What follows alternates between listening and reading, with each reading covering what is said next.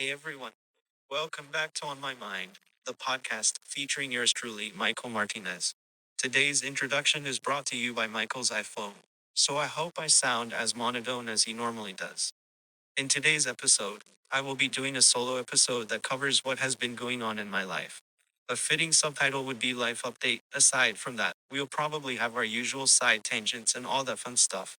If you're new to the show, why not subscribe or follow the show? We typically shoot for a new episode a week, but scheduling mostly depends on outside factors. Follow our Instagram account at OnThePodcast to keep up with the show. That's OMM, the podcast. Yeah, with that being said, I don't really have much else to explain, and to be honest, I'm not even sure if I'm ready for this. Um Solo episodes are a little bit scary. But anyway, so from summer adventures to looking forward to the fall, I present to you On My Mind. Yep, this is a little test. This is a little test, but I might keep this in if it sounds good. Yeah. Before we jump into the episode, I do want to officially acknowledge that this is the first episode recorded since hitting 100 subscribers on YouTube. Like it's crazy to think about how I've been doing this show for about 3.5 years now, and I just have countless hours of good times captured through this show. So thank you to everyone who's been here for the ride, whether you were my first subscriber way back in 2020 or the 100th one, like a month ago, or like half a month ago. I'm looking forward to keep growing and to make more memories as we go. Um, yeah, so just a little shout out to you guys. I think now we're at 104, so we're growing even more. Slowly but surely, which I think is very nice. I think this year I've had the most growth, like 2023. I've had the most growth um than like the other 2 years, not combined, but the other 2 years. I had like a really like big like sh- like boost upwards in subscribers when I first started, and then it like plateaued for a little bit. I mean, it was like still growing but not really throughout my first year. And then sophomore year, that's when like I started gaining a lot more traction and growing. Part of that's probably thanks to Miguel, our co-host of the show, who won't be joining us today. It'll be a solo episode, as my personal voice said that. Shout out iOS. That's a little insane. Definitely doesn't sound like me now that like I put it side by side, but I mean, it was fun to set up. It was fun to kind of mess around with. Now I know that it's like an accessibility feature and that there are people who would genuinely need this, and for that, like, it's actually pretty good. Like, this is in the beta stages. I'm sure it'll only get better from here on out. So it's I mean, it works pretty fine. Like, there are like hints of me in there, and it's not like entirely me, but um it's still like a pretty cool thing to like set up. And I mean, like, we never really know, like, if we lose our voice or you know something happens, like, it's not a bad idea to get that set up if you have an iPhone and are on the latest update, which hasn't even come out yet. It's the iOS 17 is supposed to be out in September, but the public beta is out, so anyone can sign up for that and be able to install like the beta update, which is what I've been doing for the past couple of days.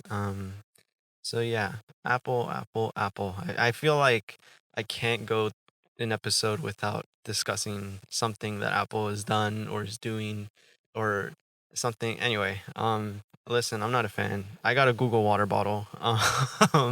So who are the real winners here? Speaking of, you always got to stay hydrated. I forgot to drink water. That's probably my voice sounds a little rough. Hold on.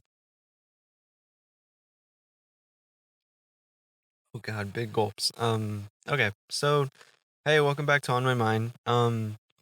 It's been a while since I recorded the last episode. It almost felt like there was not going to be a summer sesh too, but here we are.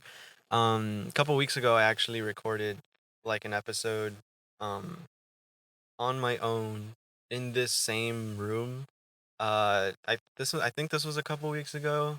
Um, Although my sense of time has been like totally like I don't even know. It's a little bit all over the place, I'll say. Like, I don't even know what day it is, what time it is. It all just feels like one super long day these past couple of days. Um, so yeah. But anyway, I recorded something a couple weeks ago. I like got maybe 10 minutes in and was like, I'm not in the right mindset. Like I'm not like mentally capable, emotionally capable of recording this episode. Now, not that like anything was going on like outside. It was like just in this room, like I would start recording and then I'd mess up and be like, damn. Except I wouldn't say damn. And then I'd like no, we got to start all over. So then like I just kept getting into my head, and then eventually I was just like, man, you know what, I can't do this. And then I left the room, kind of feeling like crap a little bit. But we're back now. I've grown, I've changed as a person. I'm kidding. Well, I definitely have grown as a person. But yeah, that's, I mean, this summer has been such a like experience for me. I feel like I already touched on it a little bit in Summer Sesh 1. Um, but essentially, Upward Bound Summer 2023 is wrapped up. We I think since the last episode, I think, when was the last episode? Last episode was like middle of July. Now we're in the middle of August. So I think we finished up the residential session. That's always been hard for me to say. Um, where like anyway, so the residential session is where like high school students get to come and live in the dorms, and like we do a bunch of activities. They have classes. Kind of get like a little taste of the college life. And so that was wrapped up, and then we had a couple of days off before a big like college road trip, which we called travel week. I was only on it for the first half, and then they had well, they basically split the staff into half, and then the first half got to go on the whole trip. No, wait, the first half got to go on the first half, and then, anyway, so I was on the first half, and I got to visit. Oh, I don't know how to say this, but it's a Polytechnic Institute in Massachusetts, not Maine. Worcester, WPI, for any of those who are in the know. And then we also went to Skidmore College in New York, and then Bennington College in Vermont. Um, and those were the three colleges that I got to visit. And it was really cool being able to see like other schools, and cuz the only college campus, there's there's very few. Like I didn't get to go on college tours myself when I was applying, or like kind of beginning to do like the college search, like which one's the right fit for me. um like when I was applying, everything was pretty much online. Like you could do virtual tours, you had the websites to base your like decisions off of. um and so like being on like official college tours through Upward Bound was like it was a really cool experience, I'll say. It was like, I don't know, it was pretty chill being on the tours, just because it was like I wasn't really in charge of any students. Like I just had to kind of make sure they didn't wander off or like do anything dumb, or like encourage them to like ask questions and things like that, which was fine. This that wasn't too bad, but the traveling was a bit crazy. We were on a bus, so we went down from Maine, kind of to Massachusetts, and then like to Saratoga Springs, New York, and then to like Vermont, and then back to, wait, I might be getting that timeline wrong. I don't know. Point is, we were like in that kind of area of like Maine, Massachusetts, Vermont, New York. We kind of stayed in like that area. Many hours of being on a bus, many hours of being on in like a bus full of high school students. Like honestly, they weren't too bad. I won't lie. Like I didn't really have much of a problem like with behavior management and things like that. For the most part, the kids were great. Um and then we would also like stay at hotels, um and stuff like that. We went to this like outdoor camp thing called Zord Outdoor Adventure, I believe. So like most of the people got to like sleep in tents or like cabin tents and things like that. Not me though. I was in a lodge on a pull out couch, which was pretty fun.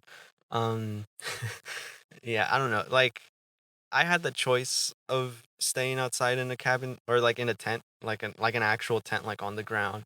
And I was like, well, so that was I mean, I think that was a pretty easy choice for me. Um, and yeah, so I don't know. Travel week was a bit of a experience. It's kind of weird, because I know now that there are like students from Upward Bound who found my show and actually became like the 100th subscriber. Shout out Danny. Um, like now they like follow the show and like all that. So I'm kind of like, should I like watch what I say or should I be genuine? Because that's the thing is like, you don't really know who's listening. And like, aside from them, like just in general, like I don't really know who's listening, which is kind of fun. I mean, it's just like, it's public, it's online. It's not a bad thing for like people to discover the show. I don't think. I mean, cause I put it out there. Like this is like I kind of wanted people to find it and to listen to it. So, um, yeah, that's I don't know. But it is kind of like weird sometimes because it's like I definitely have to keep a line of like a line that I don't step over in terms of like going into like personal life and things like that. Which I think I've shared like a good amount. Like, that line is kind of blurry sometimes. And so like I don't know, like I typically am never uncomfortable with what I share. But sometimes you gotta like think back and be like, listen, even though you're comfortable saying this, maybe you probably shouldn't post this online to the public. Um, and it's never anything like, oh, I killed a man. Clip that. And it's never anything like that. It's just more so of like stuff that I'm going through. Whoa, voice crack. Some like stuff that I'm going through, or like things like that. Just like kind of personal stuff that may be a little bit too personal. Um, Though I'm looking back, and for the most part, I think I keep it super lighthearted. Um, I mean, this like reminds me of like going back to how this podcast started. Like, it was basically therapy for me. Um, that like I started in the middle of COVID. I feel like I've told this story on the show so many times, but like I started it because of like I was feeling lonely. I was like super disconnected from the world, and like this show was a good opportunity for me to stay in touch with friends and things like that. So that's kind of what this show was for me, and ever since it has like evolved to become more of like entertainment, and like we're going to do bits, we're going to do segments, we're going to just have fun with the show. And that's kind of how it's been for the past couple of years. Like ever since I did the whole rebrand for college, like that's what the focus of the show has been. And I felt like in the earlier days of the show, it was more like personal. It was more like raw. It was like unscripted, everything. But now I have like rough outlines. Um, which I mean, back in the day, I also had rough outlines, but like the stuff that I have on the outline is, I mean, I mean, it's just to provide the show structure for the most part, but we kind of look at these as like guidelines. Like, I'm want to talk about these things, and I kind of have some stuff that I think of beforehand, um, but but ultimately, what I say on the show, like I might cover only like 70% of the list that I have, or I might like totally disregard it. And actually no, that I don't think that'll ever happen. um but it's, I don't know, having an outline is really great when like you kind of get lost, especially when you're doing a solo episode. Like you forget what you were saying, you lose your train of thought, and then you're like, okay, what the hell was I talking about? So then sometimes I'm pretty good with like catching on and then being like, okay, yeah, this is what I was talking about. And then like, maybe I have like a 15-second buffer, but for the most part, like I'm pretty good with that. But sometimes I like completely lose it and I'm like, oh damn, I totally forgot what I was talking about. Um, so then the outline is there where I'll just be like, you know what, we'll move on to the next point. And that's kind of how I use the outline. I Sorry, I'm in like a behind the scenes mood. which along with this episode coming out, I think I'm gonna do like a behind the scenes vlog. And by I think I mean this is happening. Where basically I want to be able to capture like the experience, or somewhat the experience of like creating an episode. So I'll probably have a vlog of like me going to the studio, me like planning the episode, me like getting guests on the show, like how that looks like. Um and then also like being in the studio, setting up, talking about the episode a little bit of like what I want it to be like. And then afterwards, kind of like how I feel afterwards. And then maybe a little bit of like what the editing process looks like for me. I don't know, like I feel like every episode kind of has, it follows like a similar process where it's like like I want to say 99% of my episodes start in my notes app on my phone. Just kind of like a central idea of like, okay, this is what I want the show to be. Or like I want to do an episode where this is the main segment. Like that's kind of how it starts. And then remember when I said this episode was gonna be called Life Update, and then I start talking about behind the scenes stuff. Um, Welcome to On My Mind, the podcast. So, um, yeah, like I'll have what's it called, an outline from that notes where like, okay, I'll like make this the main segment, and then I'll have these supporting segments. And then once that outline is created, then it's like, I mean, typically by this point I'll already know if I want a guest. Sometimes I don't really have like a main segment. Sometimes I'll have a person, like, okay, I really want this professor to be our like main guests, and like so that will be the main segment where it's like an interview with them. um and then, you know, like creating the outline is more so like creating supporting segments, creating um like like planning questions and things like that. And so it really revolves around like who the person is, or like what the main segment is. um which I feel like, yeah, because when I have guests, I want them to like be the star of the show. Like this is their episode, it's not like about me. um so like I really try to plan it around them and like their interests and what they want to do. And sometimes I'll even like ask them, be like, hey, like, do you want to do anything, and things like that. And then you go to the like next stop is booking the studio and recording, and then um making sure I have all the files and stuff. Then I edit, and then I publish, and then we promote on social media. That's like the general flow, like workflow of the podcast, and like how the process works. But um I just thought it'd be fun to like record it like a little mini vlog for each episode. Um just because it's something new. And maybe like people will be more into these kind of like behind the scene vlogs. And it could kind of be like a stepping stone for like, okay, I want to check this episode out now. And then, cuz like an hour and a half, about like these episodes range from like an hour to 2 hours, can be a lot to commit to, especially when you don't really know what you're like going into. Like maybe you saw a post on Instagram, but that's, maybe you saw the thumbnail, and that's entirely off of like the thumbnail and title is like what you're basing whether or not you listen to the video. So like I'm just providing another like piece of like, hey, I saw the behind the scenes for this episode, sounds kind of interesting. So I'm gonna watch it, or I guess listen to it. I don't know, like that's a whole nother conversation. I feel like I could have a podcast about my podcast and like what it takes to be one, like a podcast host and things like that. Which, by the way, like if you're interested in starting a podcast, feel free to reach out. I feel like, now I'm nothing of like an expert, right? Like I'm no expert. I'm not like a professional or anything.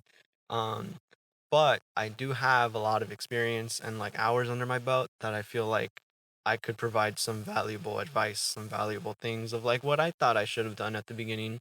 Or like, getting set up so that like how do I make it so it's available online? Like these are all things that I can help out with.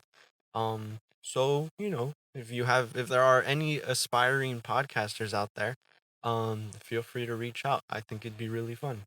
Um And I mean, podcasting has been a pretty big part of my life in the past couple years.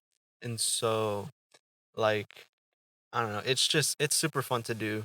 I mean, it feels like work sometimes, like when I'm editing and like publishing and having to make all this like social media stuff, like that definitely feels like work. However, the recording, the planning, like that's the fun part. That's like what makes it so much worth it. Um and then also like the other day I was like going back through my episodes and kind of just like, listening to little bits and pieces from like some of my favorites, which I won't say, but like it was just really fun to be able to look back and be like, yeah, this is where Michael was, like a couple months ago or a couple years ago. And it's very interesting to kind of see how like I've changed, but also like what has stayed the same, and just kind of like the types of conversations that were like being had at the time, like it's very interesting to be able to like look back on this, especially when you have a show that's like free form and like unscripted for the most part and not necessarily about one thing. Like I think that's the best kind of show. I mean, I am very biased, but I don't know, like I never really feel pigeonholed into like one thing. I never feel limited in what I want to talk about. Like I could talk about anything, which I think is my favorite aspect of this show. Um, so so yeah, that's I went off on like a bit of a tangent. And also, I just realized I have to like use the restroom real bad right now. So, I actually think I'm gonna take a little bit of a break. Um, and yeah, I'll be back to talk about more of my summer adventures. Because that's what's next on the outline. So, I will be right back. Okay, awesome. We're back. This is why you don't record a podcast after lunch. But anyways, I mean I actually didn't even eat lunch. I'll keep it real. I had a bowl of cereal this morning, um, aka uh 11 a.m.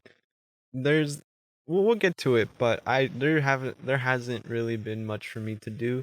Like this is the one big thing I got going on today. And you know what? I think that's great. Especially after this summer, like I, I feel like a break, just like a time for me to do absolutely nothing, um, was, deserved. But also, like, I'm so bored. Anyways, so going back to kind of like the whole travel week, that was all wrapped up and it was all great. It was all good. Um, and I mean, okay, we had some mishaps here and there, but all like overall, I think it was a worthwhile experience. Um, and yeah, I don't know. It was then I guess like the next thing that happened was kind of just saying goodbye to all the students. Like I had said goodbye to a couple of the students after the residential session, um, because they weren't going to be coming back to the travel week. And so like that was kind of tough, I won't lie. I don't know, cuz even though I spent like only a couple of weeks with these kids, like they're great. Like you get attached very quickly. And just kind of like learning where they're coming from and stuff. Like it's I don't know. It definitely tore on the or it pulled the heartstrings a little bit. Um and yeah, I don't know. It was like bittersweet because like we got to see them grow a little bit throughout the summer. And then also to be able to be like good luck with your future endeavors and things like that, and just keep being you, I think is the biggest message I'd be able to send. um that was I don't know, like who knew saying goodbye would be so hard. It's like I coming into the summer wasn't really expecting like a whole lot out of this. I won't lie. Like I knew that it's a job and like I'm gonna be working with kids or like high school students and like that's all fun. But I didn't expect it to be as fun and as amazing as it was. And I feel like something that really made it great too was like the other guide staff or like other like college students who were working.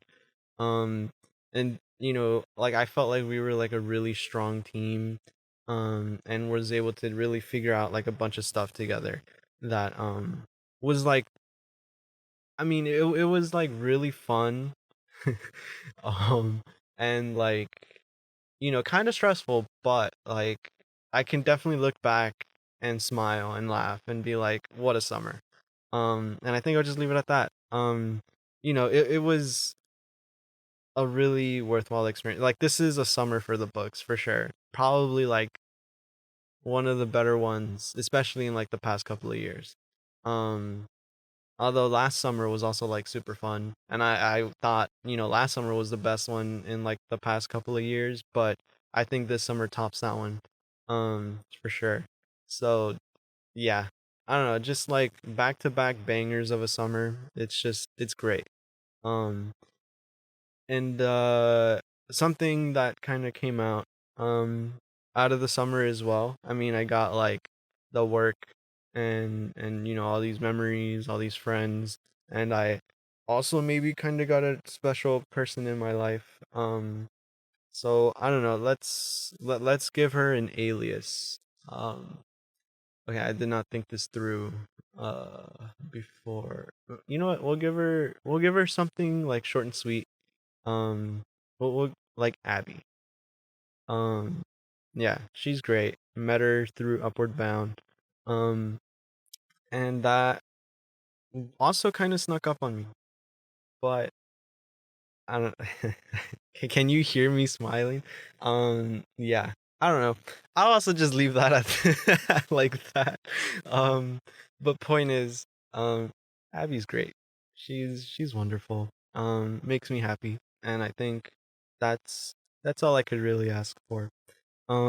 Something that maybe made me less happy was moving out of. I was living in Coleman, the dorm building this past summer, and I had to move out to Howard, which isn't too far away, but and I mean we also had like a van and stuff to move stuff, but moving out to Howard is I mean, it wasn't terrible actually. It was just like it was kind of weird because we didn't have access to like the dorm building, which we still don't have access. And I say we because my buddy Will and I, who was in the vlog, shout out Will, um, we we like I guess that we didn't have access to the building until like 5 p.m. that day, but we were expected to move out and like have all our stuff be over there, at least from Upward Bound standpoint, like by 2:30, because like we wanted to use the van to move all our stuff, but that same van was gonna be used to drop off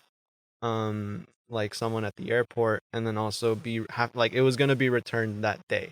So we were like, damn, we can't wait until 4, or I mean we can't wait until 5 p.m. So we'll just have to like move out now. And so like after lunch we basically moved all our things to the van, drove it over to the new dorm, which isn't like where I'm gonna be living for the next year. It's kind of like um just like a transitional housing. I believe my like apartment that I'm gonna be living in for my junior year is it was being occupied. I believe the last day of occupancy was yesterday. Well, at the time of this recording, yesterday. So now, I believe housekeeping just has to do some stuff, and then we should be good to go after that.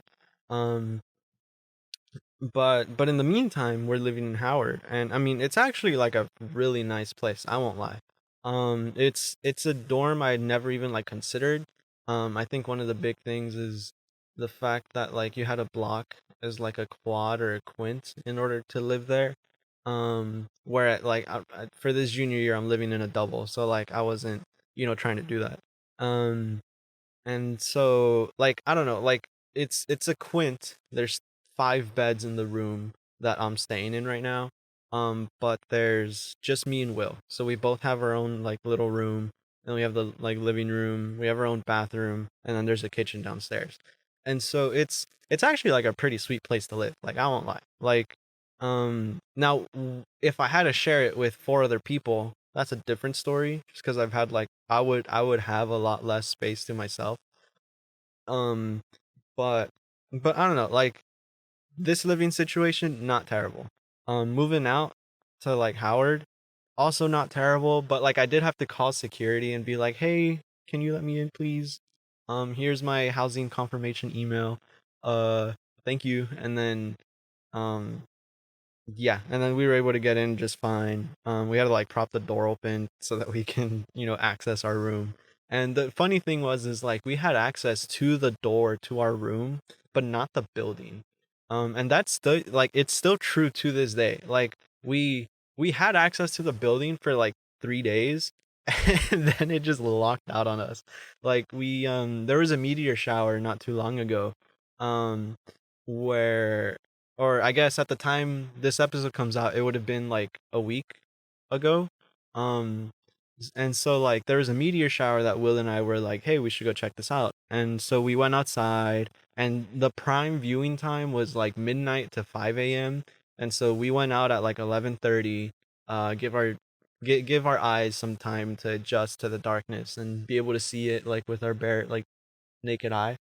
Um, and unfortunately cloudy. It was like super cloudy in Brunswick. So we actually weren't able to see the sky. We were able to see some like flashes of stuff, but I mean, it wasn't necessary. Like there was no visible stars. There was like maybe some like holes in the clouds that you can see through a little bit. But for the most part, like we just went out there, got a bunch of bug bites, and then head back. Um, so that was, I mean, that was still like a pretty nice, going outside and just I guess like a mindfulness moment. And yeah, and then we came back to our dorm, and so it's a little bit past midnight now. And like, we walk in, there's like you have like the outside door, and then you have the door that requires like the key card. And so we walk in to like this little like mud room or whatever. And then we like try to swipe in, and like it just doesn't open. And we're both like, there's no way. So Will tries his card first, then I try mine. We both can't get into the dorm. And the thing is like it's the dorm building, so like we like couldn't get inside the building. Um, and so I was all like, well, guess I'm gonna have to call security. So then, I mean, we did, and the guy was super nice. He was like, yeah, because you aren't living here for the year, like they might not have given you like access and stuff. And we were like, that's interesting because we had access to the building like for the past couple of days that we've been here. And then all of a sudden just shut out on us. And so we thought that so basically like for the summer, students like Bowdoin students have access to like most of the buildings, like the academic buildings and stuff, but only until like 11 p.m. So then after that, like all the buildings are locked. And so we kind of assumed that, oh, maybe it's like this, um like but for this dorm building for whatever reason. So we were like, oh, maybe the lockout period started at 11, and so now we can't get in without security. And so that was kind of like our theory. That was our uh like assumption. And so then the next day, I think it might have been like lunch or breakfast. It might have been breakfast. Like I said, my sense of time has been like, yeah, it's been all over the place. But anyway, we were downstairs the next day, and I was all like, let me check to see if like we have access to the building like 20 maybe this wasn't a fluke.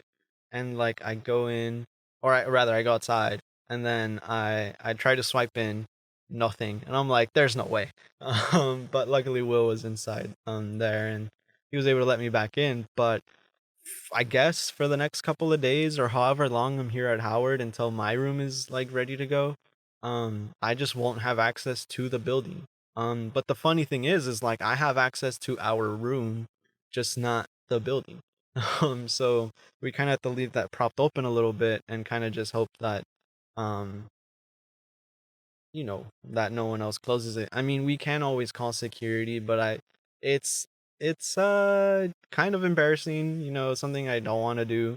Uh like every time I want to walk into the building. So like right now I'm in the podcast studio and I left the door propped open, but whether or not that will stay true, I'll find out later. So yeah, that's kind of like the living situation right now. Um but like I said, aside from that little like mishap or whatever, like this is a fine place. Like I there's like a little nook that like oversees outside, really big windows in this room which I love. Great for natural lighting and stuff. Um and like sometimes I just sit there. I'll be like playing my Switch, I'll be watching a show or something like that. And it's just nice to like just I don't know, sit there, lay down, whatever. Um but but yeah, so you know, we move out to Howard and that's kind of like where we're at now. I think so the first day, like the first full day that Will and I were at Howard, um we like met up with some of the Upward Bound like guide staff who live in Maine or who are here in Maine for the summer. And like we went to the Topsham Fair, which is very like for me, I was thinking like OC Fair for those who like live in are familiar Southern California and Orange County. Like the OC Fair is like a huge thing for us. Or like for us back home. And so like I was, you know, under the impression that this is gonna be the same thing. And I mean it kind of is. But just it's Maine, so it's a little bit of a smaller scale. But like it was super fun though. They had, you know, a bunch of like farm animals and stuff, and so you got to see a bunch of cows, a bunch of pigs, goats, sheep, you know, things like that. Um, and so I didn't want to touch any of the animals because low key I was all like, I don't want to get my hands dirty or whatever. But I mean, like the other people who I was with, like my friends, were having a great time. Um, and yeah, I don't know. It was super cute. And then we were like, okay, we got to go on some of the rides. And so there were some pretty cool ones. There was one where you're kind of like laying on your stomach and then you're like flying around in a circle. They have a very similar thing. For those who have been in Knott's Berry Farm in Buena Park, California. Very similar thing, and I was like, oh, this is so fun. And when I got off of that ride, I was all like, "Oh damn, I'm getting old." Like I was kind of feeling a little bit like, "Oh, which this is like a little kid ride." So I was all like, "There's no way." Cuz I love roller coasters. I love the thrill rides, you know, and like that's what I'm here for. Like growing up, I see that the thing is like I didn't even get into that like super early on. Like I must have been in middle school, maybe even high school when like I got on my first roller coaster. And this was at Knott's, and this was in fact I oh actually I don't remember what my first roller coaster was, but I do remember as a kid because we would have passes to like amusement parks and stuff, and I was terrified. Like I didn't want to go on any of the big rides, you know. I wanted to stay in like the kiddie rides and stuff like that. Like that I was chill with, but the moment you got to like some of the bigger rides, I just like I would wait in line with my family, and then like my parents would get on the ride, and then I would like step out and like wait for them by the exit. But like they didn't want to leave me alone and like me and my siblings alone, so like I would just, you know, hang out by the exit until the ride was finished, and then we would leave together. But um like I remember doing that a bunch when I was a kid. And like damn, I'm kind of mad. I don't know what my first roller coaster was. I'm like trying to think about it, but um whatever. I just know that it was at Knott's Berry Farm. I'm like 80% sure. Cuz I've been to like other amusement parks and stuff, and like I don't know if I maybe tried one out. I don't know, my memory's failing me. Like honestly, pre 2020, like pre COVID, it's kind of rough my memory. But anyways, I so yeah, so like this I wasn't always like a huge thrill person, especially growing up, and like being a kid and stuff. And I feel like that's kind of natural, but also like there are some kids who are like, hell yeah, like let me get on everything. Um I wasn't one of those. Even though I was tall enough for the rides, I was like, hell no, let's not do that. And then I I forget like what ride it was, but I do remember I believe I was with my cousins, um and they were like, we were in line, and I was gonna do the whole like, I'll wait for you guys at the exit when the ride's over and that kind of thing. But then like the whole line, like it was a pretty long line, so they spent like the whole time basically hyping me up and convincing me that I should get on the ride. And I remember getting on the ride. I so the ride that I'm thinking is Silver Bullet at Knott's Berry Farm. I believe that might have been it also might have been Ghost Rider, also at that same park. But so Silver Bullet's one where you're kind of like your feet are hanging and you're like strapped into a seat, and it does like all these like curves and flips and things like that. And then Ghost Rider is like a huge like wooden all wood roller coaster, um, that just has like a massive drop at the beginning and then just has like a bunch of hills and stuff and turns.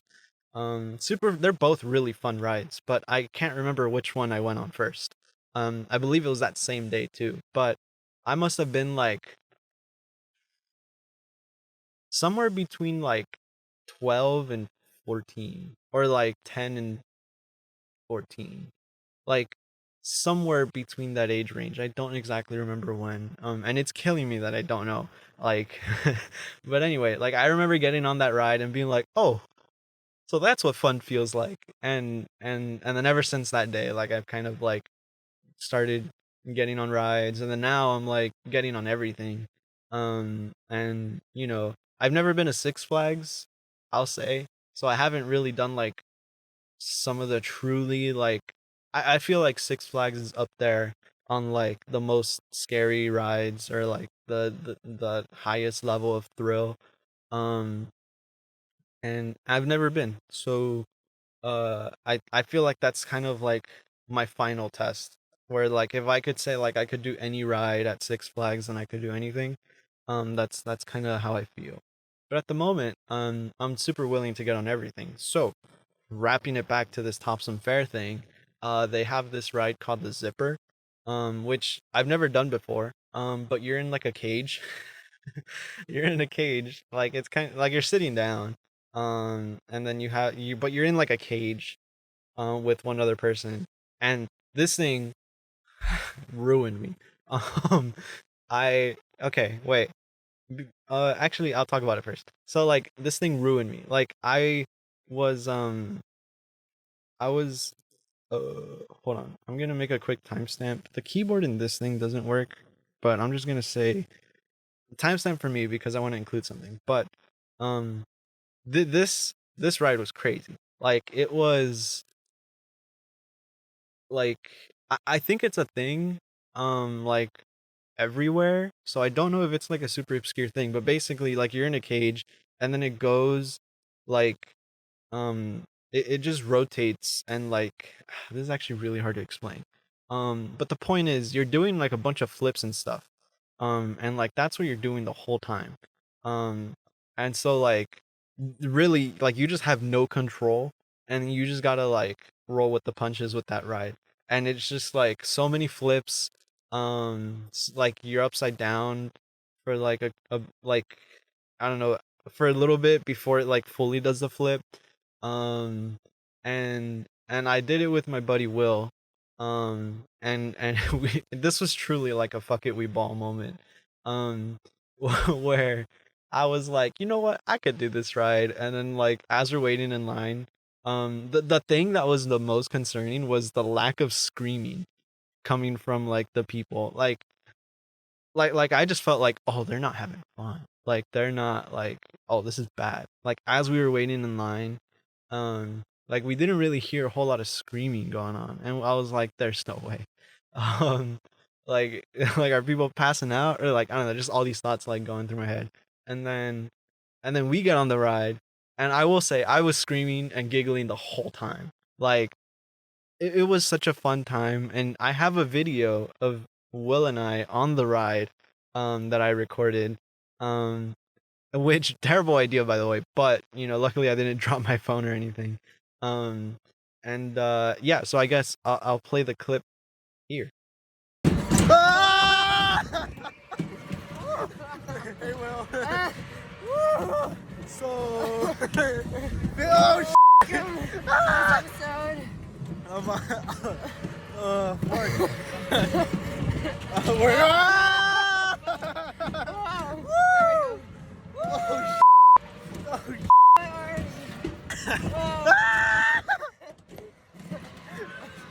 Oh God. I can't stop it.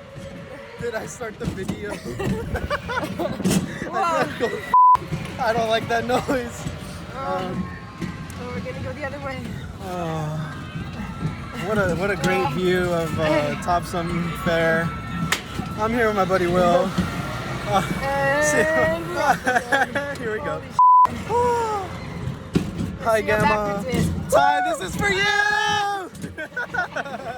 Hi, Ty. Hi, Ainsley. Mom, Yeah, Mom, I love you. Mom. It's actually not too bad. No, honestly, not as bad as I thought. Oh God. I feel like going forward is definitely way more epic. No, actually, yeah. Oh, okay, hello. Let's calm down now. Okay, your biggest is not bad. Woo! Oh, damn, we did a flip. That backwards one goes Whoa!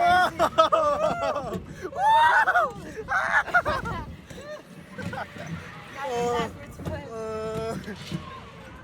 Oh, We did a flip. oh yeah, we did a flip. Finally, I learned how to do one. Oh Woo! Please tell me we're gonna be the first people off. Oh, I'm Proud of done. us. We did so many flips. I'm done. Oh. Woo! Okay. Signing out. Yeah. So, super fun time. It was great. It was super fun. God, I don't even know. Like, looking back at that video, I was just smiling and laughing the whole time. And I edited it obviously so that, I can cut out any of the censor words. Or cut out. So I censored any of the cuss words, and there were plenty said in that video. And so it was just a super fun time. And then afterwards, like, I was, like I said, that ride ruined me. Like, I was like, oh God, I'm gonna throw up. Like, for real though. And I had to take some breaths. I had to like walk around a little bit, and really like calm myself down. And then like after like 5 minutes I was good. But those 5 minutes I felt terrible. Like, I was like, oh God. Like a little bit dizzy, a little bit like, I don't know. And this is point is of this whole segment is like, I truly felt like I'm getting old, dude. Like, my body can't handle these thrill rides anymore. And so now I'm kind of scared for Six Flags and how that's gonna fuck me up. But I think we'll be fine. Like, I think we'll be fine. But I'm definitely getting to that point where like my body can't maybe like handle a whole lot of that at like once. And I will say I was also on a bit of an empty stomach when I went on this ride, and then also had gone on like the other ride where like it spins hella fast and then you like basically get pushed to the wall against your own will, and like there's no straps or anything, but then you just kind of like float up along with like the board. It's another like famous fair ride. I think it was called like the Gravitron or something like that, at least at Topsom. Um but so like I went on that, and then we said the zipper, and that was a crazy decision to make. Um yeah.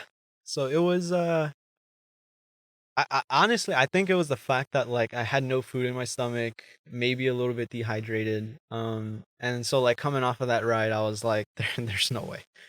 um and I was just like, oh dude, this is terrible. Um but yeah, then afterwards I got some chicken tenders and fries, and I felt great. Then we had to leave, and it's kind of sad to say goodbye to the guide staff and things like that. But yeah, I mean, most of them I'll be seeing again in the summer or in the like school year, because I think like 75% of us were boating students. And so, I'll be able to see them around and things like that. Um, and yeah, but we were hanging out with three that were not Bowdoin students, and so I was all like, "Oh, it's gonna be a while till I see you guys." Um, but but um, it was like a really fun way to, like, for me, that felt like the wrap up of the summer, because now, like, I'm kind of in a transitional period where it's like the end of the summer slash beginning of the school year, but there's like a couple of weeks before then, where it's just kind of just like there's nothing to do. um the dining halls, we like, our meals aren't covered anymore because we're not employees at Upward Bound. um and so, like, we're kind of just I don't know. It's one of those, like, tragedies where it's like you have nothing to do, but there's also like so many things to do, and then it's like just a constant battle of like revolving through activities, or like basically feeling like you have nothing to do, but the truth is, like, there's just so much to do that it makes it really hard to decide what to do. um like, nothing to do in the sense that I have no, like, major responsibilities or anything. Like, I don't have homework, I don't have, like, actual work, I don't really have anything like truly productive to, like, work on or like keep myself busy with. But then there's also, like, I could catch up on shows, I could watch movies, I could play video games, I could hang out and, like, go outside and, do some stuff, and, like, there's just like a million activities that I could do, but also, like, it's just like super lazy, but then also like wanting to be productive, but then like feeling unmotivated to do things, but then also like wanting to do a lot of things. And I don't know, it's like a really interesting mix of like feelings. um but I, like, essentially I'm just bored out of my mind. um and yeah, I mean, I guess lately what I've been doing is, well, first of all, I've been listening to like a ton of music. Shout out Abby, she has fantastic music taste. And so I've been listening to like new stuff while also listening to like um some familiar stuff, and like really trying to, I don't know, like, get into more stuff, but also like remember the good music that I've listened to. I don't know. Like, I feel like I can feel my music taste like transitioning almost. Where, like, I guess growing up I was really into like rock. I was really into like metal, glam metal, things like that. Bands from like the 80s and 90s were like my jam. And now I kind of feel it starting to go more into like R&B. Um and like pop even, and just more like indie stuff, like alternative, like that's kind of like where I'm headed. And honestly, it's not like something that I'm opposed to. um but I just remember like Guitar Hero, Rock Band, like, and then also like just my family listening to like Spanish rock and things like that. Like, it's just like that's kind of like the nostalgic now. Like, the nostalgia is like my like comfort music, I guess. Which is crazy because it's like Megadeth and Judas Priest and, things like that. um, but then now I'm kind of getting more into like different types of music, which I'm totally fine with. So I've been listening to like a ton of that. Spotify has been eating up a lot of my screen time. Um, which, yes, Spotify user, not Apple Music. I did try Apple Music for like the free trial after I got my AirPods. I mean, it's good. I think the biggest thing for me that Apple Music beat over Spotify was the lyrics. I feel like the lyrics, and I guess also the audio quality, but I didn't really, I'm not like an audiophone, or no, what's the, I don't know, like an audio head. Like, you'd think I'd be because I do a podcast, but like I'm not super like into like having the lossless audio and things like that. There was a difference, like, listening between, because I would switch between Spotify and like Apple Music. I'd be like, okay, like, I hear like this part sounds a lot more clear, like some background stuff, but ultimately doesn't take away, or like it ultimately doesn't add like a lot more to the experience, I feel like. um so like I feel like those were the top two things that Apple had over Spotify, but now Spotify is kind of like, I don't know. It's been my go-to. I got the student plan. Like, what can I say? Um, so yeah, that's been that. I've also been watching Succession. I just finished the first season yesterday. Notice the hesitation with any time I like talk about time. Um, because like I said, it just feels like I've been taking naps over one long day. Like, and this has been like the past 4 or 5 days. Um, and yeah, it's just, I don't know, it's just kind of like funny to think about. Like, I don't know, my sense of time is truly messed up. So it'd be nice to get back into like a routine and things like that again when the school year starts. um and yeah, so then I've been watching Succession. I finished the first season.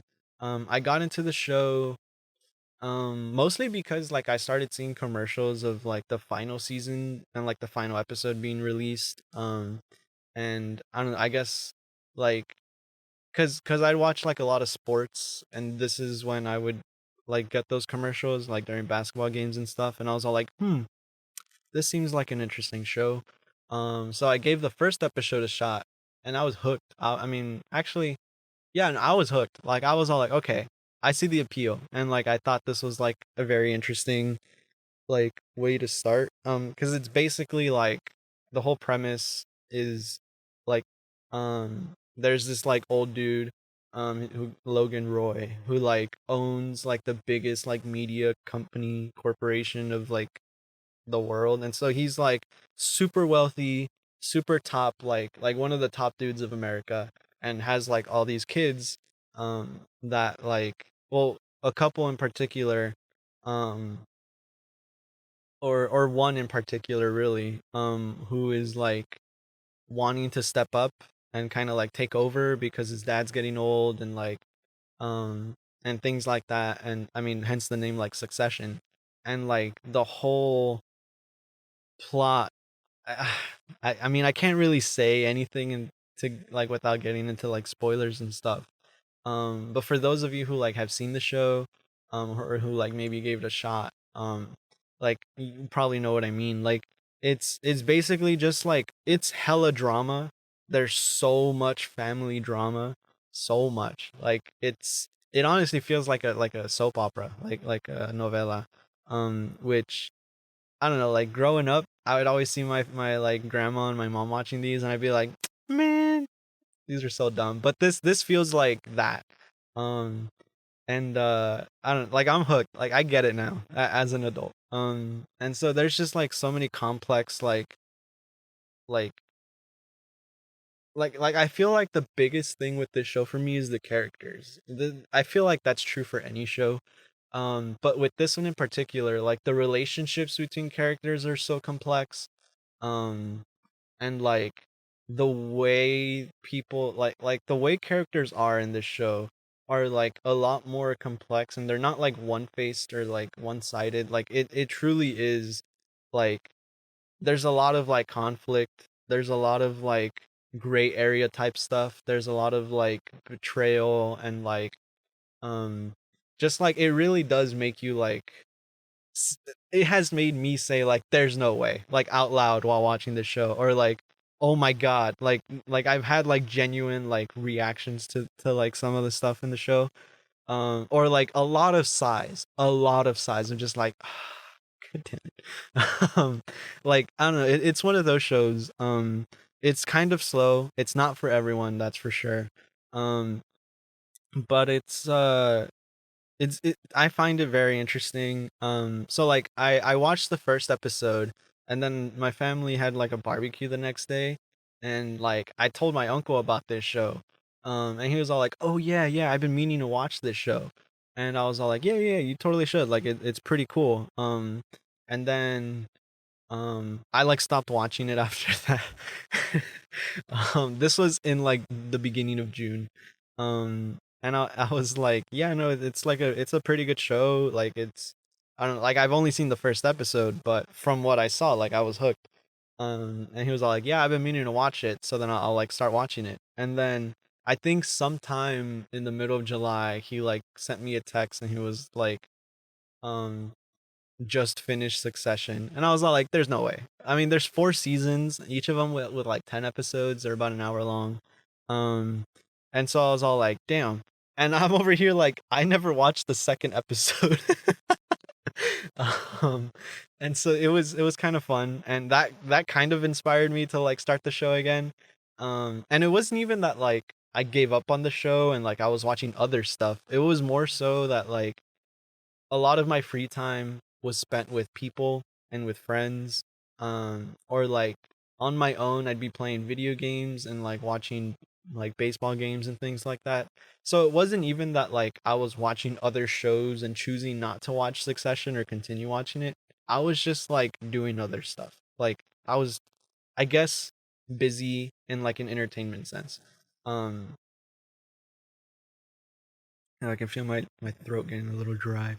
um so yeah, so then like now, fast forward to, early August, got, finished Upward Bound, got nothing to do, quote unquote. um I said, you know what, let's watch Succession, and I basically binged the first season in the past 2 days. And I gotta say, it it's a good show. I definitely like it, and it's interesting to kind of see how it continues like in the second season moving forward. um yeah, that's my Succession season 1 review. uh Welcome to On My Mind, the podcast. I also can't believe we're like an hour into the show. This I feel like I've just been talking. um and I don't know, whatever. uh yeah, and then aside from that, I've also kind of been reading. There's this book that I got at the Questbridge conference that I went to in Chicago, called Moving Up Without Losing Your Way, like the ethical costs of upward mobility. And it's an interesting read, especially considering like, I mean, I got this at Questbridge. It was like a book given to like those who attended like a conference, or like a it was like an online event that I applied, or not applied to, but like I signed up for and then didn't end up going, because it was like held over Zoom or something like that.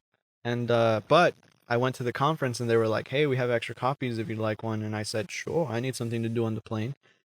Did not touch it on the plane, did not touch it for a while actually, until um pretty much towards the end of the program, where I was all like, "You know what? I need to pick up a book and read." um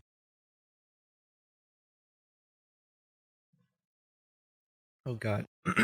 Yeah, I'm like, I need to pick up a book and read, and I did, and I'm glad I did, because I only read the introduction, and I was like, okay, it's basically like introducing the context in which the author kind of grew up, and like how like their experience with upward mobility, and then also like how they got into this kind of research, and also up like presenting like a very rough outline of their argument. um and it's kind of like revolved around like the narrative of upward mobility, and like, people really emphasize like the financial costs, and like, of going to college and things like that, and like how education is key and things. It's like you need to go to college, you need to get a degree in order to provide a better opportunity for yourself. And this book kind of like reshapes that narrative into like, I mean, it still revolves around how like higher education can still be like a really great factor, but it's also like, let's be real, and then have like a bunch of these like costs, like not so much about the financial cost of like attending college, but also like what she calls ethical costs, as like a philosophy professor or whatever. um and they kind of revolve around like the relationships you have with your friends and family from home, um like the connection to your community, and then also like your self identity, um and kind of like what you gain and lose in terms of each of those spheres. And it was an interesting kind of read. I haven't finished the book. I haven't really gone through much of it really, but that's kind of just like my takeaway from what I have read so far. And I don't know, it's kind of interesting to think and like how I relate to that, cuz I mean, I'm here at Bowdoin like through Questbridge, and like we all know what I'm here for, right? Like like I'm here to basically establish myself to be in a higher class than I grew up in. And like truly experience upward mobility. Like that's one of my main motivators for attending school, and like kind of being out here in Maine and stuff. And the author talked about how she grew up in, I believe, Peru, and then went to Europe, and then went to school in the US. I think she went from Peru to France, maybe. I forget what country, but it was in Europe. Um, and then like went to the US. So like it was from like an international student perspective. Um, and then I'm like, okay, like I went from Southern California to Brunswick, Maine, and like that's like one of her points was like, or not one of her points, but she growing up, like her mom would say like, in order to have like like a better economic opportunity, you have to move away from, like, far away from home. And so like thinking about that, and like, yeah, I mean, I really moved far away from home. And like going to a different country is like different, like that's a whole nother level.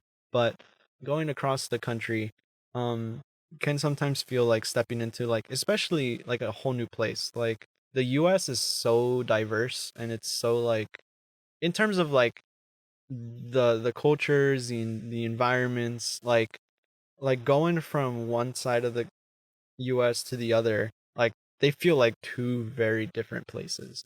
Um and so like, I don't know, this book like inspired a lot of like reflection with in terms of that. And that's just kind of like how actually I don't know where I was going with that. But like, I don't know, just a lot of like reflection and being like, how do I relate, like how do I see these points in my life, and kind of like shaping my narrative to fit this framework kind of thing. Which has been kind of interesting. Because I've definitely experienced a lot of these ethical costs that she describes. Especially with like friends from back home. I don't keep up with a ton of them. Um, yeah. Hey guys, if you're listening from, we were good friends in high school. What's up? um, Probably haven't talked to you in a while. uh, yeah, and like just kind of thinking about like how you sometimes prioritize like friends over family, like because your friends are like close, and like they feel like they're in your home, right? Like especially when you travel so far away for college. Like my family, like the fastest I can get home is like taking a flight for, like 7 to 9 hours.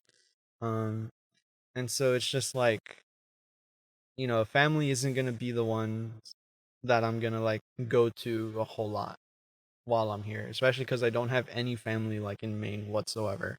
All of my family is pretty much in Southern California, um, and then like Mexico, of course. But um, yeah, and also like connection to the community. Like so last summer I worked at the Police Athletics and Activities League. I think that's what it's called. PAL. I've talked about this before, but it's basically like a year-round program. Throughout the year they have like tutoring services, and it's basically like an after-school program. They'll have like activities, you could do workouts and things like that. They'll have workshops so you can learn like music or like martial arts or things like that. So that's kind of like what they do throughout the year. And then in the summer, they take like a select number of students, and they like have a bunch of trips, and they do like a dare program. And it's all like, I don't know, like it's all pretty cool. I worked last summer, and it was a good time. I chose not to go again this summer, which was not so hard choice to do actually. I maybe spent like 10 minutes thinking about it. And it was more so like, why shouldn't I do Upward Bound than like, why should I stay with PAL, if that makes sense. Um and I don't know, like I don't regret coming to Maine for the summer again, because I was here my first summer for GCS. going into my first year of college, which helped the transition a little bit. Actually, no, it shaped like it like made the transition way easier, I feel like, which is the point of the program, so I'm grateful for that. um and yeah, so like working at PAL, working with students from my hometown, um like being able to serve as like a role model for them, like was my first like true experience of like giving back to my community. um and that like connection was super strong last summer, and then this summer, I'm in Maine, like nowhere near. So like it's that connection with community has kind of like wavered, I guess, a little bit. Yeah, and then the last point of like self identity, um I don't know, like that one I feel like has been like I've been changing, I've been growing a lot as a person. And I feel like this is just like coming to Bowdoin was like a big factor of that. But there's also like a lot of personal life factors that played into that. um and but like coming to school here like gave me like a bigger sense of independence. And like I really stepped up and like joined extracurriculars on my own, I got jobs on my own, and like did a bunch of stuff like without the like support of my family, like, but not, see, that kind of sounds bad, but I mean, so like without them helping me like directly. Like they were there for me, they were like, listen, if you need anything, we're here, but I never really used that resource a whole lot during my time here. um and yeah, damn, I don't know, that felt a little too real, but but I mean, yeah, I comfortable sharing that. Now it's a question of whether or not I should have shared that is the is what I have to consider, but I think that's fine. Because I mean, it's like a real thing. Like I don't know, like it's kind of like I feel like it's been good for me in the sense that like it's taught me to go after things that I want like on my own. Like this is like what I want to do. Like I guess a example is like when I started playing music, like the clarinet, like that was like a decision that I made because my friends were doing it, and also because like my mom was like, "Hey, I played the clarinet," and I was all like, "Okay, I'll play the clarinet too." And so that was like a decision that I mean I loved. Like I love playing music, and it was like a really big like music had like such a big it has like such a big impact on my life and things like that. Like being in band, like concert band and like marching band and things like that. Like these are all like huge things in my life. Or that played huge roles in my life, but like that whole decision of like starting and stuff was like entirely not up to me, I feel like. But now like college is such a different way where it's like a lot of the things I do, mm, like I choose to, and like I want to, and so that's kind of like the biggest difference, I feel like. um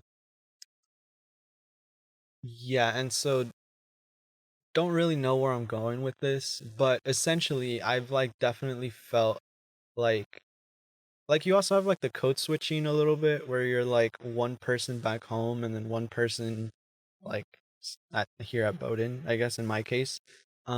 Which I feel like is true, like even if you don't go too far from home, like for school. Like I feel like this is a common thing.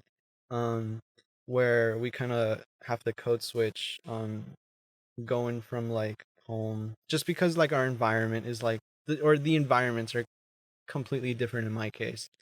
Um, but even in like the cases of like even moving as far as like an hour away from your home, like to go to college, like I feel like you still have a little bit of that code switching where like you kind of have to act a certain way with your family versus um like at school and things like that. Like I know for some people, like the way they act with their family is kind of like already somewhat professional, and like, that's like they're kind of, so when they get to school, like the environment doesn't change a whole lot because that's kind of like what they're used to and things like that, so it's like comfortable for them. But for me, this shit wasn't like it was like uh I don't know, it was definitely a transition, I think, to be able to fit this environment, to be able to adapt and be like, okay, I'm in a new setting, this is how you have to act, and kind of like fitting into that while also trying to like stay true to myself and like who I am.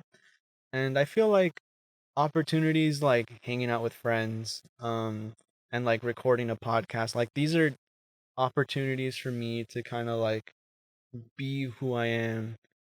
I mean, even then, like I feel like who I am on the podcast is a little bit different than who I am like actually. um I mean that's like a whole nother layer, but I mean, I don't know, the whole self identity, like it's so hard to kind of capture someone's identity in words, and like let alone like I don't even know, like it's I feel like people are so complex, like even the most simple people, like there really is no simple person, or there's no way to like describe um a person with like a couple words. Like it's like, I don't know, we all have different sides to us. There's like um a bunch of layers of like, your experience and like your environment and like um the natural stuff that you were like born with and things like that. So it's like a whole mix of like what you value, um and like, I don't know, that make up who you are as a person. That How the hell did we get here? At this point in the show. Welcome to On My Mind, the podcast. I feel like I've said that like 5 times now. Um, but I mean, yeah, this whole book kind of got me thinking, basically. Um, and like, I don't know. I think it's definitely worth the read. I believe the author is Jennifer Morton. For anyone who's interested in reading this book, um, I I definitely recommend, if you're like, if you feel that um any of what I said in the past like 15 minutes or so like connected to you in some way. And even if it doesn't, I think it's very interesting to kind of hear from like this kind of perspective. And and yeah, upward mobility is such an interesting thing. But anyways, aside from watching shows and reading books and listening to music, I've also just kind of been hanging out with Will. I mean, he's like my roommate temporarily. So like we've been tossing frisbees, making meals. We watched baseball the other day. We like played the Switch with one of the other guide staff who came to our room. Um and also like we've kind of just been coexisting, really, like existing in the same space but not necessarily interacting with each other a whole lot, which I'm totally cool with. And I will say it can be very quiet in our room even though both of us are there. We're both just kind of doing our own thing. So yeah, I've also been playing like a ton of video games. I got into Octopath Traveler. I recently bought that game. It's something I've been meaning to buy. And I've been like, you know what? I think this is a good time, dude. I will say, holy shit, what a great game. Um, I'm like not that deep into it, but for those of you who like are familiar with JRPGs and like Square Enix and the stuff they do, like I get it now. I definitely understand that like I'm super late to this train. Um, but I was first introduced to Square Enix's RPGs with Live Alive, or Live a Live, Live Alive, what how that game. I played the demo and I was all like, "Oh, dude, this is so fun!" And like I thought about getting it, but I didn't get the whole game. I like really only played the demo because it was free. And um and Octopath Traveler, I feel like, shares similar aspects of that. Um in the sense of like there's a bunch of different stories, except Octopath Traveler it's more connected. Whereas like L LAL, I don't really know. I actually don't know if it's Live Alive or Live a Live, Live Alive, Live a Live, one of those. Um yeah, like I don't know. It's those were like entirely separate, I feel like, They didn't really. Well, actually, I also only play the demo, so I don't know if they all come together as one in the end. But Octopath Traveler, you do kind of form a party with like each of these people, and they all have like their own stories that you have to like follow through, and it's a really fun thing. I love the music. The music is always like a big factor for me in video games. Um, because like I grew up playing like Pokemon and Mario and like The Legend of Zelda, which all have like iconic like soundtracks and things like that. And so yeah, like I got this game called The Rhythm Final, like it's like a Final Fantasy um Final Fantasy music rhythm game, which super freaking fun. I got the one on the Switch, which is called Final Bar Line, but they had a couple on the 3DS, like Curtain Call and like the original one. Um, but I'm playing Final Bar Line, and like I got the DLC and everything, which has like music from other Square Enix games, which included Octopath Traveler, and so like the that kind of like introduced me to Octopath Traveler with like their music, and I'm all like, yo, this music's great. And then I was I was thinking about getting, I'm gonna call it Live Alive, just because I that sounds the most natural to me. Like I was considering getting that one, but then I ultimately ended up getting Octopath Traveler. And I haven't regretted that. It's been such a fun like story. I started out with Cyrus, for those who are interested, who's like this scholar who can do like magic and stuff. Um, but his whole thing is like he's really big into acquiring knowledge and like like intellectually curious, and his story has been pretty fun so far, and that I chose it because I'm a nerd, and then I like did that. I didn't actually do any like research into like which character is the best to start. This I like discovered afterwards, because I was like, well, when I first like m- finished like when I finished the first chapter of Cyrus's story, I was like, um, okay. I like got a pop up message that said there are 7 other characters to play with, and I was all like, okay, cool. How do I switch between them to like start a new one? I didn't realize that like the one you start with is like your main protagonist throughout the whole game. And so like I looked up online like how to switch characters in Octopath Traveler, and then that's when I discovered, oh, I'm like this is the guy I'm sticking with for the whole game. And honestly, I love that. I feel like his ability to like reveal one of the vulnerabilities of an enemy right away, super helpful. Makes my combat easier when I'm trying to get breaks and stuff. I'm probably for some of you this might be like super fun to talk about, but for a lot of you this is probably like, Michael, what the hell are you talking about? Which I feel like is the essence of On My Mind. Just because I'm interested in a bunch of different stuff. Because then like I could start talking about like baseball, and then I'll lose the Octopath Traveler guys, and then maybe get some of the other people. Um, or maybe I don't know. Like you could. That was like I just totally made an assumption about people. But anyway, um, like that's my point though. Like I could talk about one thing and then have the people who are interested in the previous topic lose interest, and here we are. But yeah, that's I don't know. The point is, the past like week, not even, it's only been 5 days.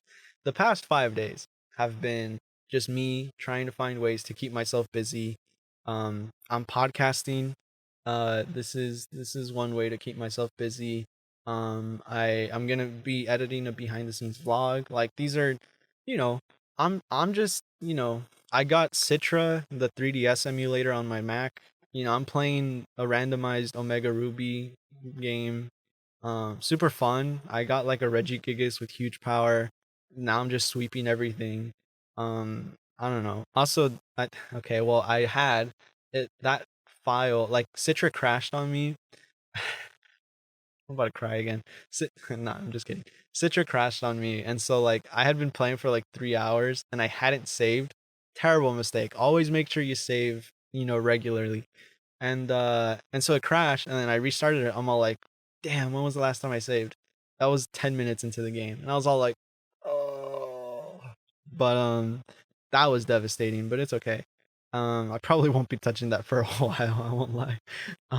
It was a way to pass the time, I guess. For nothing. I've also been playing Clone Hero, which is like the community Guitar Hero. Super fun. I don't have like a guitar, so I'm just using my keyboard and mouse. Terrible way to play, but I'm desperate. I work with what I have. Um God, playing Guitar Hero keyboard and mouse goes crazy. Yeah, so I strum with the mouse clicks, and then I like have the frets with the V, C, X, Z, and Shift buttons or keys um on the keyboard. And honestly, I also have to play with the lefty flip on. Fun fact. So the green is the V. Just because it's like if you like you have your hand on those keys and then you rotate it up like with the palm facing up, like that's how you play guitar. Um, so yeah, I had to do a little bit of a lefty flip when I play, and then when I go back home, I have like my actual guitar, and I'll plug it into my computer and play that way, and then I have to like switch it back, and it's a little bit confusing, but I don't know, I have fun.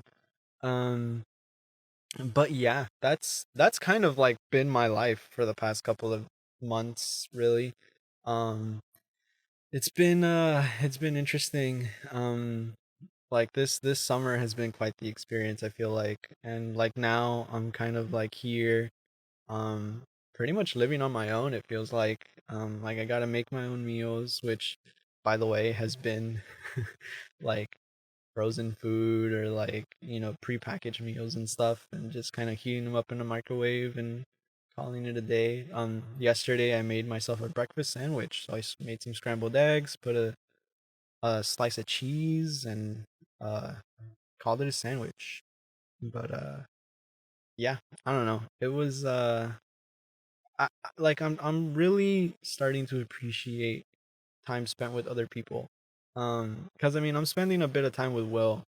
Um but it's like it's kind of hard to find things to do. Like that's the main issue. Like we we don't really know what to do. And it's I don't know, like we can only toss around a frisbee for so long. And also like I've been throwing like hammers, and then my like arm will get sore, because there's a lot of like shoulder and like elbow action, kind of like when you're throwing pitches, in baseball.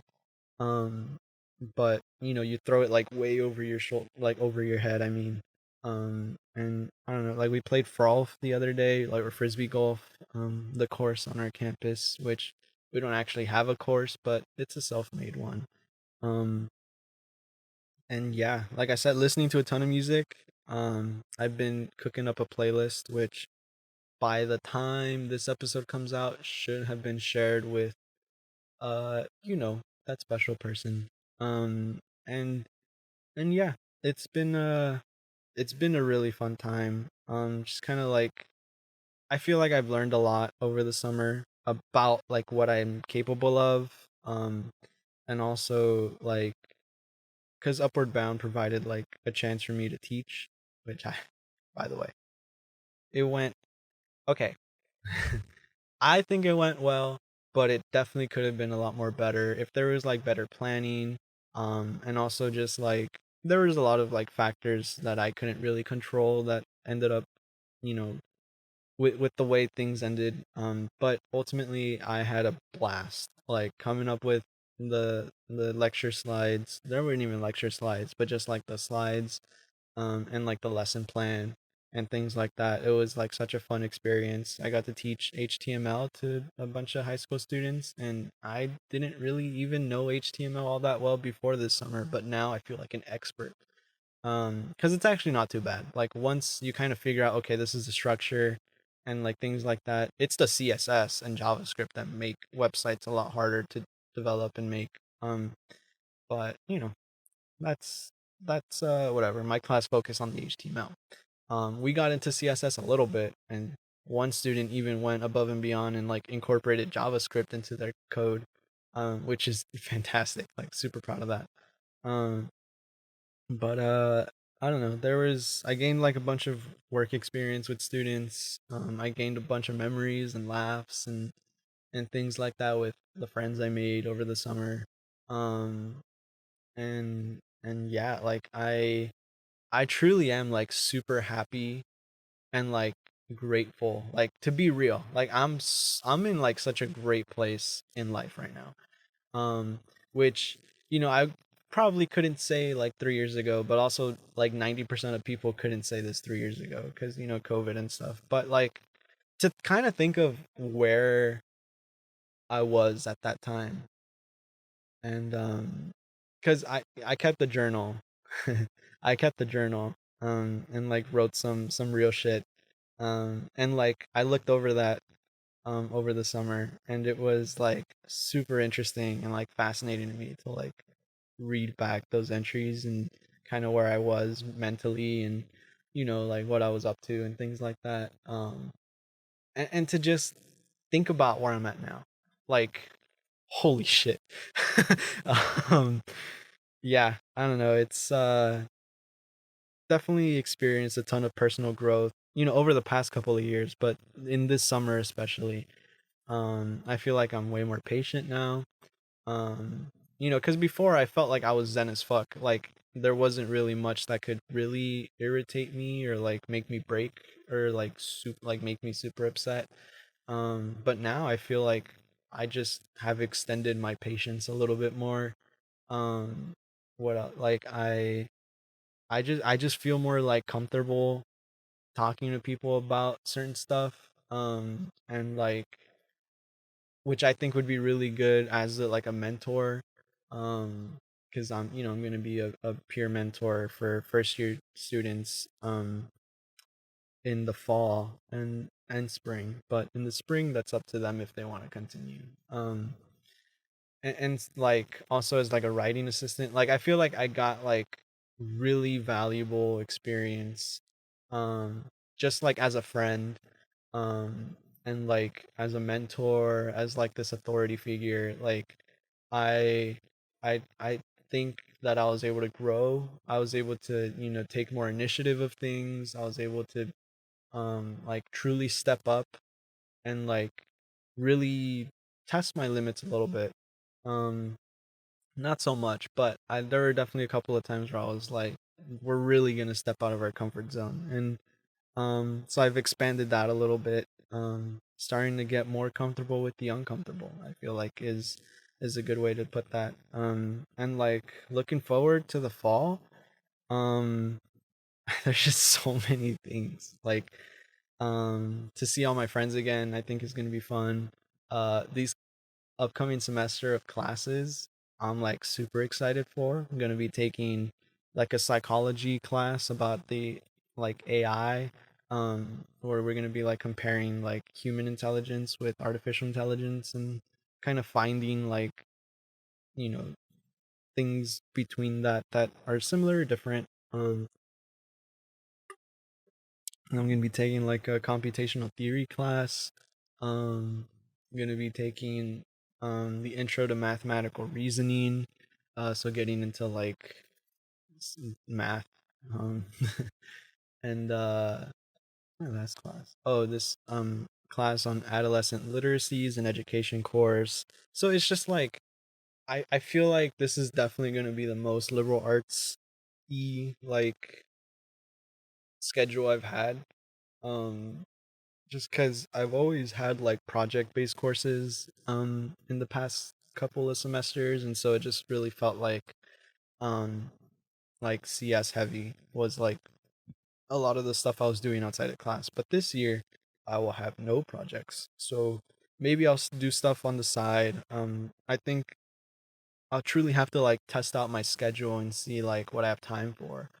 Because I mean, aside from podcasting, like I'm on the Ultimate Frisbee team. I'm gonna be having my classes. You got to spend time with friends and significant others. You're gonna be like all over the place, and so I feel like if I had to give a message to myself, um, like Michael, if you're listening to this for whatever reason, in the future, I guess my message to you would be don't overwork yourself, balance your time wisely, and I guess keep in check your priorities. I think those are going to be the three big things of my fall semester coming up. Um, so yeah, I think ultimately if I could come out of the fall semester like in a better place than I am now, I mean that's the goal. Like I don't even know what that looks like yet, and it'll be interesting to see like with this podcast. I guess I should keep it to the scope of the podcast.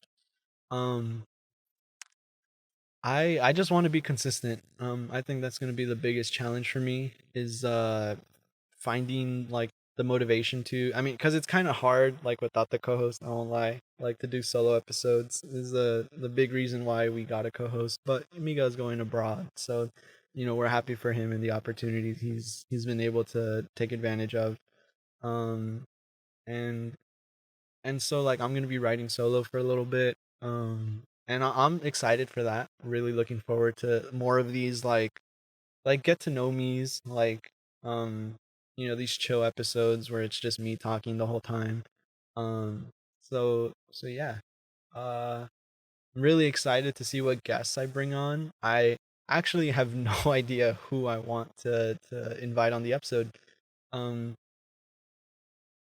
but I'll be doing more planning. I'll probably be meeting more people this year. I'll be, developing relationships with the people I already know. And so it'll be kind of interesting to see how like those friendships grow. Um and like maybe get some acquaintances to become friends and things like that. So I don't know, because like in the scope of the podcast, that means more guests. So, uh, yeah. I mean, what else? Yeah, I think if I could just be more consistent, stay creative, and then just have fun with the show. Like, try not to make it like a burden. Try not to make it like work. Like, this shouldn't be something that's like on top of the stuff that I'm doing. It should be like a break from the stuff that I'm doing. um which it's always been like that, and I love that, and that's why I keep doing episodes, and that's why I keep recording, and keep coming back. I mean, I've been doing this for 3.5, yeah, like 3.5 years. um that's actually wild to say. um but actually no, 3.25, 3.25.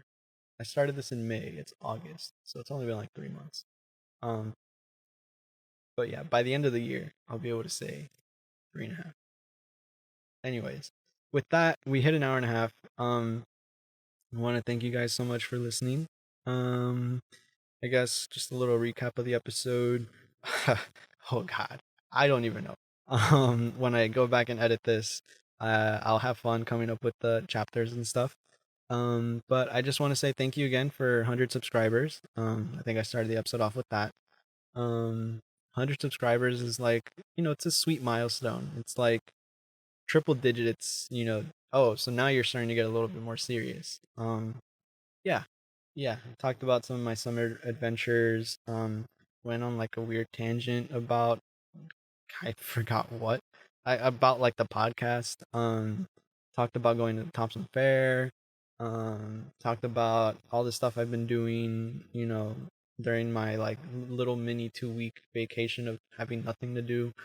Um and just some like reflections about like personal stuff, and also just kind of like what I'm looking forward to moving forward. And so I hope you got something out of this episode, whether it was entertainment, whether it was like a, I don't know, like maybe you're interested in Octopath Traveler or Succession, or the book that I'm reading, or whatever. Hopefully you got something out of this, and I think that's the goal with every episode. Yeah. And for me, I get views. No, I'm kidding. I get a nice little break from my life. So to talk about my life. And yeah, I mean, in a way this is still kind of like therapeutic for me.